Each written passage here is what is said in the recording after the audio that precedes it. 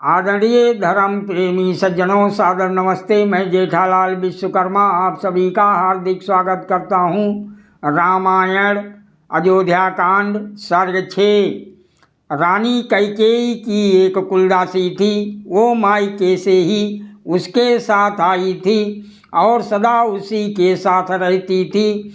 इसका नाम मंथरा था। जिस दिन राम राज्याभिषेक की घोषणा हुई उस दिन सायंकाल वो अकस्मात चंद्रमा के समान श्वेत एवं सुंदर राजप्रसाद पर चढ़ी।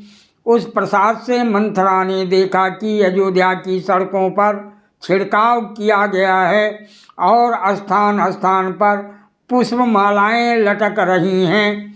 उसने देखा सब लोग उत्सव में मस्त हैं। चारों ओर वेद ध्वनि हो रही है। मनुष्यों का तो क्या कहना ही, हाथी घोड़े गौ बैल तक आनंद में भरकर हर्ष ध्वनि कर रहे हैं। अयोध्यावासी आनंद मगन होकर घूम रहे हैं। बड़ी बड़ी पताकाएं फहरा रही हैं।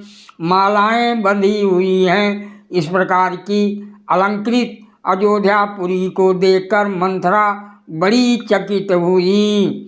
मंथरा ने पास ही खड़ी हुई अत्यंत प्रफुल्लित श्वेत रेशमी साड़ी पहने हुए श्री रामचंद्र जी की धात्री से पूछा, आज हर्ष विभोर सती राम माता कौशल्या किस प्रयोजन से प्रेरित होकर मनुष्यों को धन बांट रही हैं?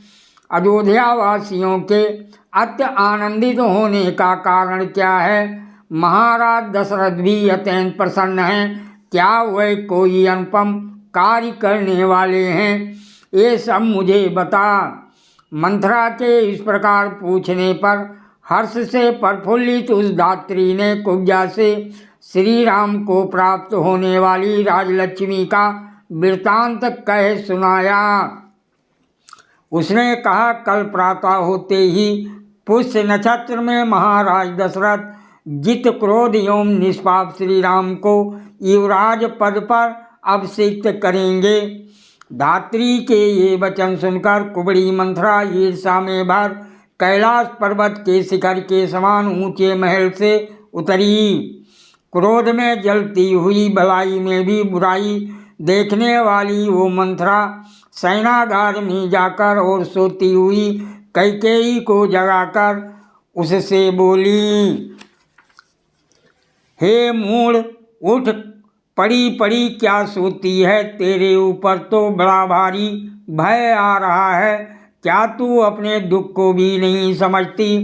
हे देवी, अब तेरे सत्यानाश का समय आ पहुंचा है, क्योंकि राजा दशरथ श्री राम को युवराज बनाना चाहते हैं।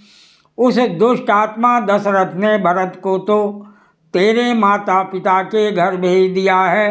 अब वो कल प्रातः ही निष्कंटक राज्य पर राम का अभिषेक करना चाहते हैं। मंथरा के वचन सुन हर्ष परिपूर्ण सुंदर मुखी कैकेयी शरतकालीन चंद्रमा के समान शैया से उठी। उसने अत्यंत हर्षित एवं आश्चर्यचकित हो अपना एक बहुमूल्य भूषण कुब्जा को प्रदान किया।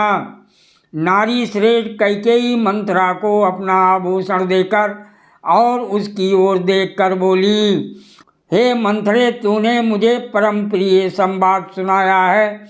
इस सुखद संवाद को सुनने के बदले में मैं तुझे और क्या उपहार दूं? मैं राम और भरत में कोई विशेष भेद नहीं देखती। अतः महाराज यदि श्री राम को राज्य देते हैं तो मुझे उनके कार्य से संतोष है। रामायण की सीख, जिस मनुष्य ने अपने जीवन में धर्म, अर्थ, काम और मोक्ष इन चारों पुरुषार्थों में से एक भी प्राप्त नहीं किया, उसे मनुष्य योनि में बारंबार जन्म लेकर बार बार मरने का ही लाभ प्राप्त होता है। जहाँ मूर्खों की पूजा नहीं होती, अन्न धान्य का भंडार भरा रहता है, और जहाँ पति पत्नी में कला नहीं होती, वहाँ लक्ष्मी स्वयं आती हैं। सादर प्रणाम। जय सिया राम जी की।